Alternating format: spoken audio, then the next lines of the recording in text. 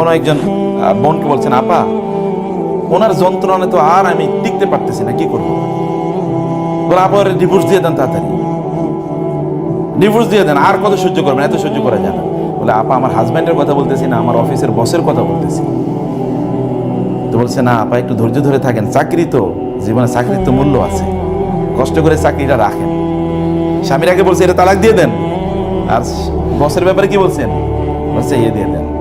আরেক বোন পাঠিয়েছে আমাদেরকে, সেটা হলো বলছে যে আপা আপনার পরামর্শ মোতাবেক তো চলতেছি, এখন তো কষ্ট নিতে পারতেছে না, কষ্ট তো সহ্য হচ্ছে না আর। বলে আপনারা তো আগেই বলছে এই লোকের তালাক দিয়ে দেন, এই লোকের সাথে আপনি থাকেন না। বলে আপনার কথা অনুসারেই তো তালাক দিয়ে এখন তো আমি ওই যে একটা শেফ হিসেবে একটা হোটেলে চাকরি করতেছি, আর ওইখানে পয়সা টয়সা যা পাই এটা দিয়ে সংসার চালাই, এই কষ্ট তো নিতে পারতেছি না।